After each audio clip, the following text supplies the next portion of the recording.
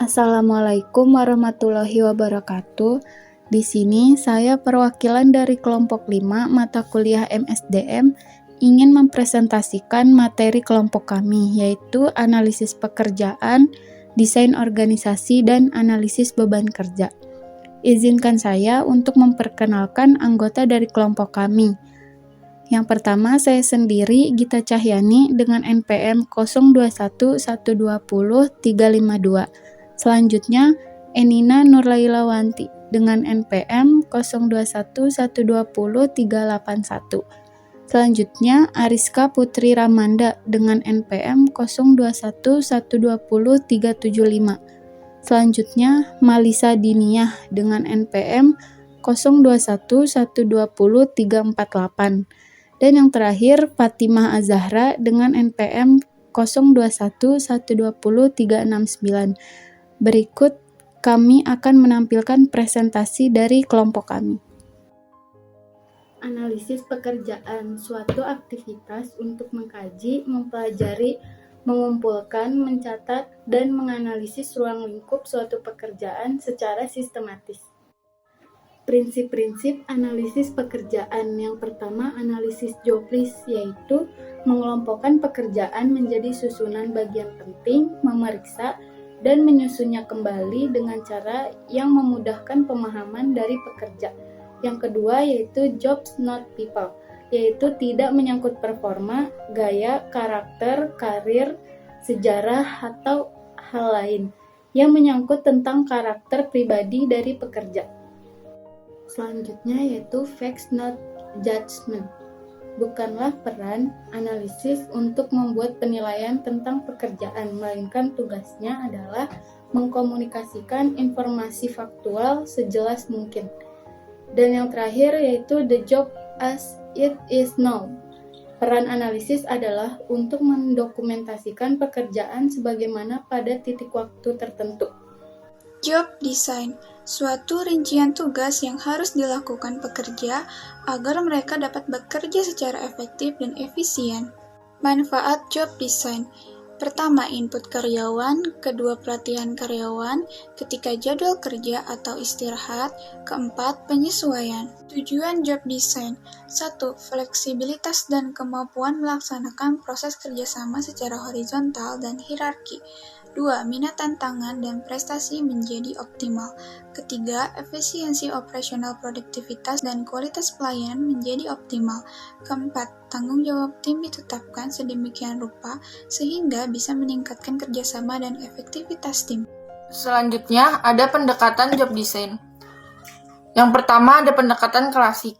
Pendekatan ini sudah ketinggalan zaman karena menghambat peran partisipatif karyawan dan ini pada gilirannya menurunkan kepuasan pekerja melalui partisipasi dalam perencanaan dan pengambilan keputusan. Yang kedua, ada pendekatan perilaku. Pendekatan ini yaitu menghasilkan peran perencanaan ulang pekerjaan, penataan kerja, pekerjaan pengayaan, sistem partisipatif dalam meningkatkan kualitas kehidupan kerja. Selanjutnya ada analisis beban kerja. Apa itu analisis beban kerja? Analisis beban kerja yaitu suatu teknik manajemen yang digunakan untuk mengetahui jumlah tenaga kerja dan waktu yang diperlukan pekerja untuk menyelesaikan suatu pekerjaan. Ada 4 manfaat dari analisis beban kerja. Yang pertama, membantu proses perencanaan sumber daya manusia. Dengan perhitungan dan penentuan jumlah sumber daya manusia yang tepat, maka akan terjadi efisiensi dalam penggunaan tenaga kerja yang pada akhirnya akan meminimalkan biaya perusahaan. Yang kedua, menentukan jumlah tenaga kerja yang dibutuhkan (SOP). Dengan adanya analisis beban kerja, maka dalam pembuatan SOP dapat lebih mudah menyesuaikan dengan tenaga kerja yang ada. Yang ketiga, membantu penyusunan kebutuhan pelatihan sumber daya manusia dalam menentukan standar waktu pengerjaan. Hasil akhir dari proses analisis beban kerja selain jumlah karyawan juga akan didapatkan standar waktu untuk mengerjakan sebuah pekerjaan. Yang keempat, meningkatkan efektivitas dan efisiensi kinerja perusahaan. Setelah melakukan proses analisis beban kerja, maka akan mendapatkan jumlah jam kerja efektif yang dapat digunakan untuk menyelesaikan sebuah pekerjaan.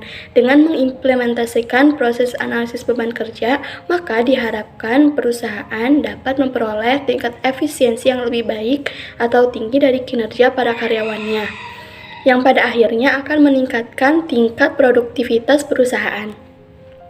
Selanjutnya ada teknik pengukuran beban kerja.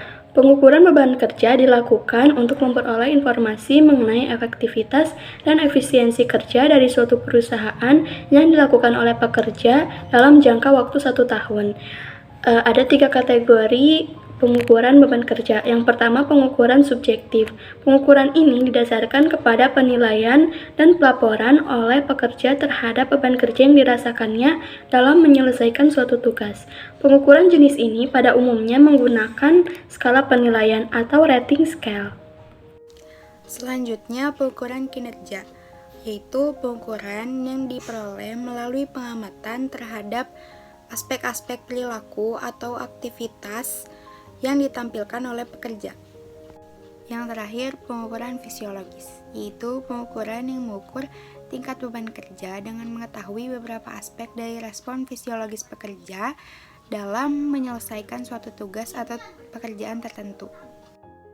Itulah hasil presentasi dari kelompok kami. Kurang lebihnya mohon maaf. Wassalamualaikum warahmatullahi wabarakatuh.